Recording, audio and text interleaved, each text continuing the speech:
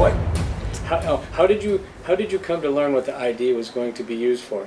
I think I had a previous call with Jeff Lowe and he told me.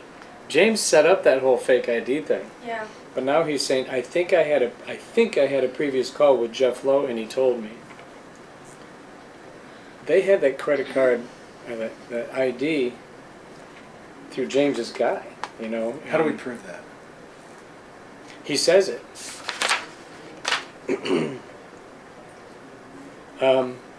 What did he ask you? He asked me if I knew a place that he could get a fake ID. What did you tell him? I said, yes, in Dallas. Okay.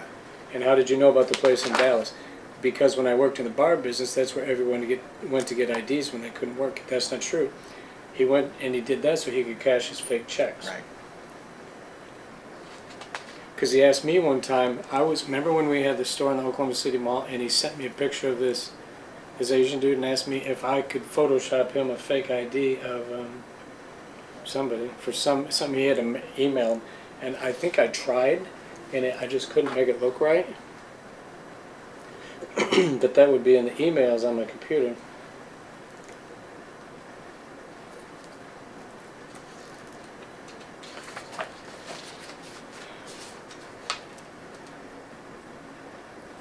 What text messages from Bryant do we have in the file, in the public defender file? There's between Bryant and James? Garrettson. Yeah. We almost got him.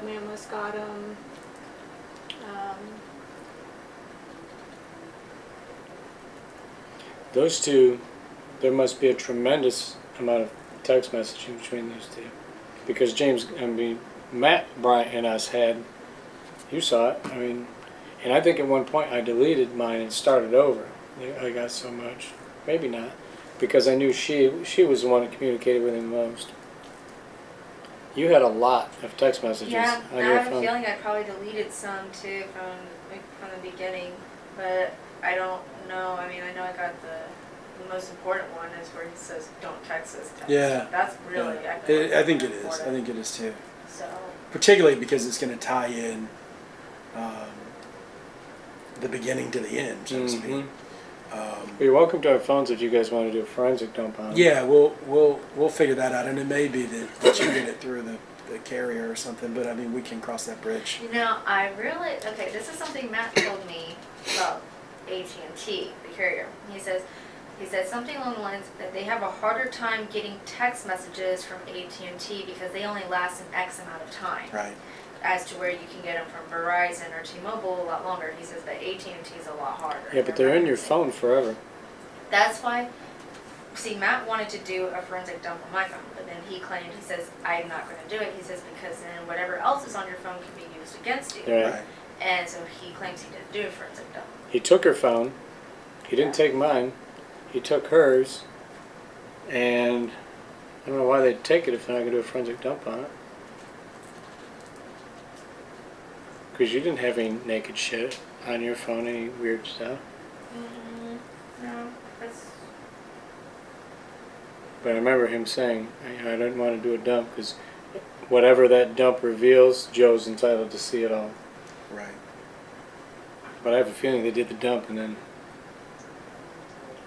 Here's a question, as I'm running through phones, and all I'm doing right now is trying to grab anything that's like an MP3 or a WAV or whatever and put it over in an audio file folder.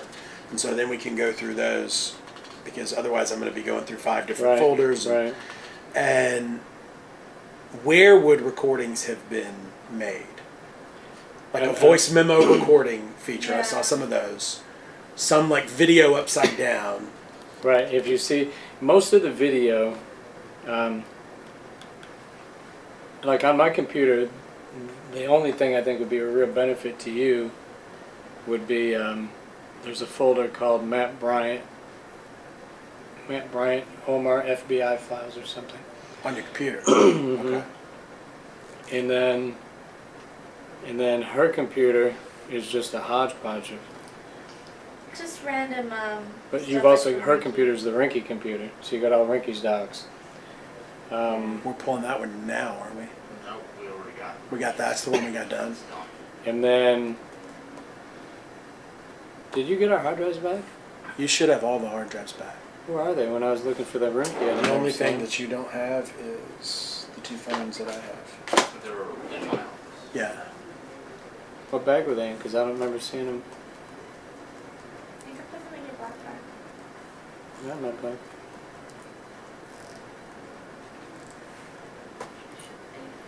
They're not. I just went through it looking for the keys. Still wrapped in bubble wrap. That's where I thought I put them. We have a clone. Right. So, Okay. if you can't find it, we have a clone. Because right now we're taking our clone and making our clone into an external drive.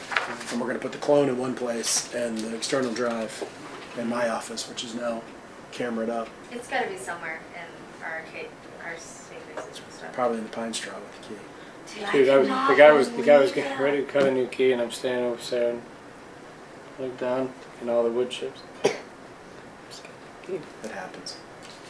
Yeah, but we tore that room apart. We tore our backs apart 5 times. The Saturday night conversation about the animals and the digging up of bodies, remind me that. Well, the article that I had given you, where effectively an attorney weighed in up in Oklahoma, thinking, there was a possible violation of the Brady Act because they didn't present the entire body to the tiger; they just cut their heads off.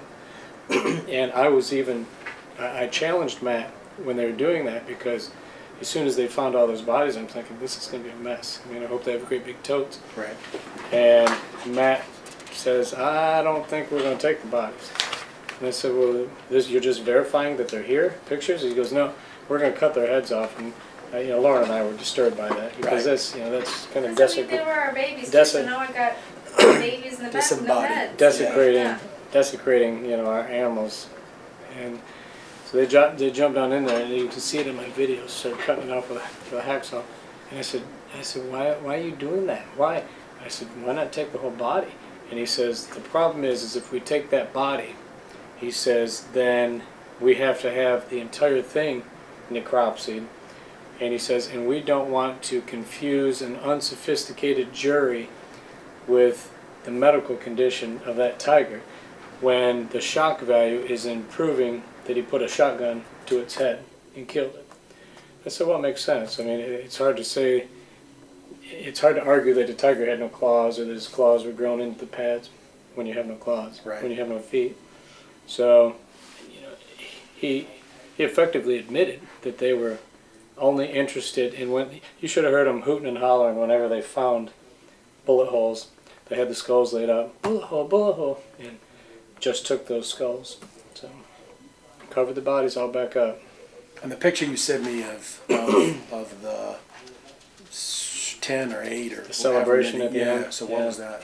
Well, he was asking me not to, because I had my camera on.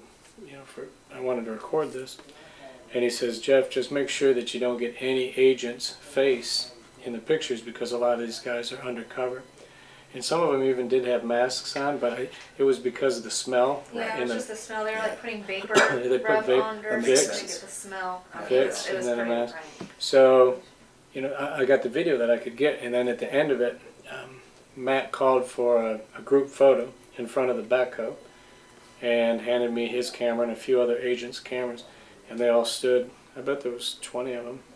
They all stood in front of the backhoe. And That was only 1, 2, 3. Oh, one of them's hiding in the back. 1, 2, 3, 4, 5, 6, 7, 8, 9, 10, 11. so 11 of them. They all stood there for a group photo, and I took a photo and also had my phone in my hand, so I just snapped it. He didn't know. But we've never posted that one. We always... Oh, you can get one of the guys' names as on the shirt. That was there. And, I had to sign the consent to search, which I still have. But, yeah, they were celebrating, and then Matt says, I can't tell you to do this, but if I happen to know a news reporter up in Oklahoma City who happened to have the access to a helicopter, and it happened to be flying over this park while we're digging. He says there's not anything that we could do about that. So I took that to be an invitation to go call the news station, which I think we did. But if I'm not mistaken, it was, did they fly over or was it too rainy? They couldn't. It was a weird overcast, but they stayed up at the driveway to get the parade of them coming out. Yeah, so that's when I got a video of them coming from the backpack, and Mecca, the other news reporter, she got the video of them coming out. KOCO was there on site and filmed him leaving.